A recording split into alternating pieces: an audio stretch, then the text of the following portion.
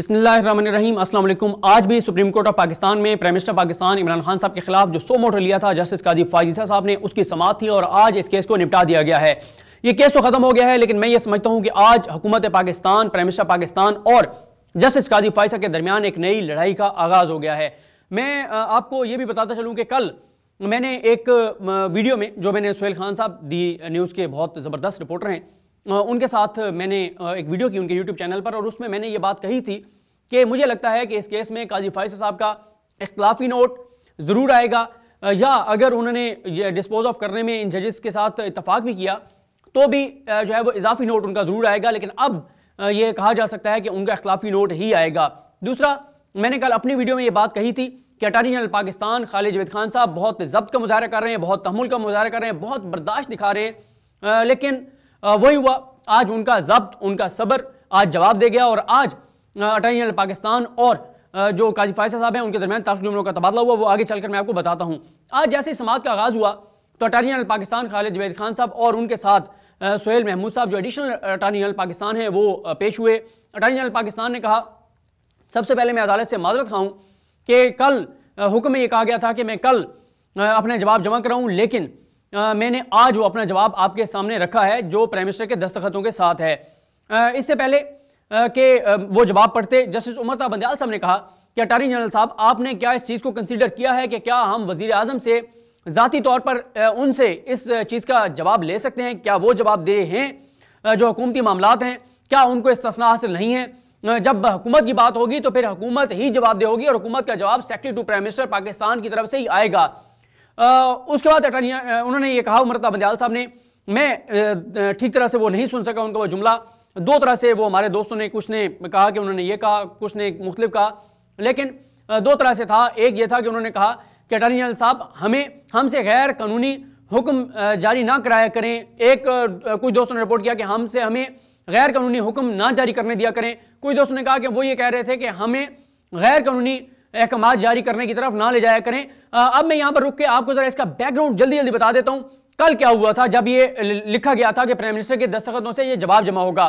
कल जब chief justice Pakistan ने ये कहा था, जो कि मैं अपनी वीडियो में एक्सप्लेन कर चुका हूँ, कि फाइनेंस डिवीजन जो है, जो फाइनेंस का इदारा है, वो मुतलका है सेक्रेटरी फाइनेंस की रिपोर्ट आनी चाहिए अदालत उज़्मा में कि बताएं कि क्या जो है वो उन्होंने कोई फंड जारी किए हैं अरकान असम्बली को या नहीं किए।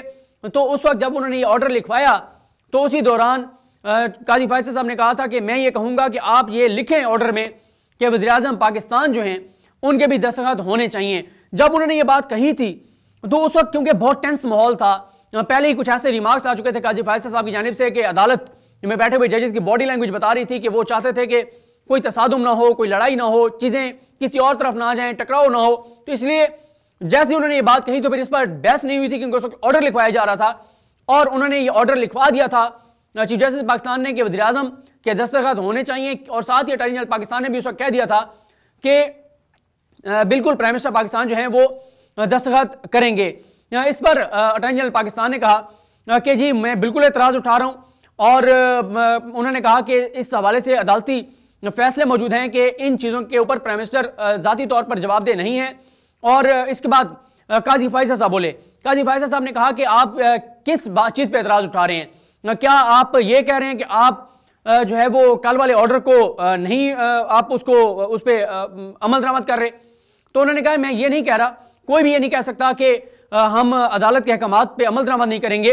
मैं तो कह रहा हूँ कि वज़ीर आज़म जवाबदेह नहीं है और उनके इस्तिस्ना की बात कर रहा हूँ। और काजी फायजीसा साहब ने कहा कि फिर आपने ये एतराज़ कल क्यों नहीं उठाया था?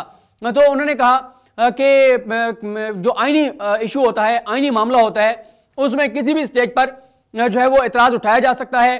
और फिर वहाँ पे एक और भी हुआ। उन्होंने कहा दो तरह के एतराज़ात उठा रहा हूँ, एक आईनी मामला, एक और इशू। उसके बाद काजी साहब ने आईने पाकिस्तान की किताब उठाई और लगा कि वो जवाब देंगे, लेकिन इससे पहले कि वो कोई बात करते, चीफ जस्टिस पाकिस्तान ने कहा कि हम इस पर तो बाद में आते हैं, आप पहले अपना जवाब पढ़ें।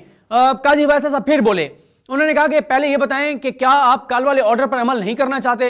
अटॉर्नी जनरल ने कहा कि नहीं, हमने अमल दरामद कर दिया। और काजी फायजीसा साहब ने कहा कि अगर आपको इतराज़ था तो आप कल करते। और उन्होंने कहा कि अब आपने जब इस पर अमल दरामद कर दिया तो आज आप ये बात क्यों कर रहे हैं। फिर चीफ जस्टिस पाकिस्तान ने कहा कि आप अपना जवाब पढ़ें। अटॉर्नी जनरल पाकिस्तान, आपने क्या जवाब दिया है। अटॉर्नी जनरल पाकिस्तान ने कहा कि अटॉर्नी जनरल पाकिस्तान ने वो जो जवाब पढ़ा, उस वजारत खजाना की जानिब से जो जवाब था वो पढ़ा, और उसमें उन्होंने दो टोक इनकार किया कि कोई फंड जारी नहीं किए गए, डान की खबर झूठ थी। और मैं इससे अगली वीडियो में आपके सामने रखूंगा कि वो जवाब मुकम्मल तौर पर क्या था। ना वो जवाब का अटॉर्नी जनरल पाकिस्तान के ऑफिस से जैसे ही मिलेगा ना तो मैं वो पूरा जवाब आपको पढ़कर बताऊंगा कि उस जवाब में क्या कुछ था।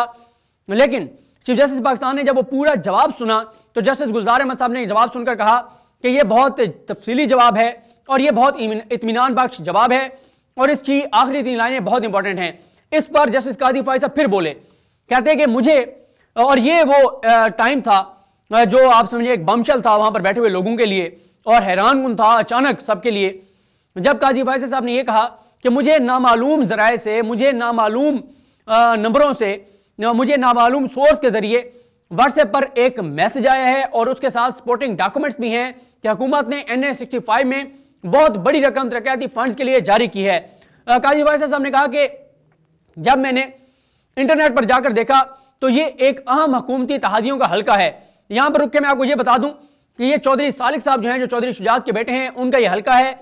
और ये भी मैं आपको बता दूं कि इस हवाले से गरीदा फारूकी ने जो ट्वीट किया वो बिल्कुल बेबुनियाद है, झूठ है, गलत बयानी है। यही वजह है मैं कहता हूं कि ये एंकर्स जो कोर्ट रूम में नहीं होते, अपने रिपोर्टर से बात नहीं करते, इसलिए ये एंकर्स हों या हमारे वो यूट्यूबर दोस्त हों जो घरों से बैठ के आंखों देखा हाल बताते हैं, ये आवाम को जो है वो गलत चीजें बताते हैं और फिर एग्जेजरेटेड थंबनेल लगा दिए जाते हैं, चित्रौल कर दी, लंबा डाल दिया, ये हो गया वो हो गया, और ये चीजें कह के वो जो टीवी पे टिकर्स आ रहे होते हैं उन टिकर्स को देख के बहुत से लोग जो है वो घरों में बैठ के वीडियोस कर देते हैं। और ये भी आप देखने वालों को जरा देखना चाहिए कि कौन कौन लोग उस फील्ड में ग्राउंड पर होते हैं या नहीं होते, या घरों से बैठ के रिपोर्टिंग हो रही है, जिससे मसला ये होता है कि बहुत सारी चीजें फेक यूट्यूब पे इस वक्त 70 to 80% चीजें जो है वो फेक लोगों के सामने आ रही हैं, जो कि बहुत अफसोसनाक है।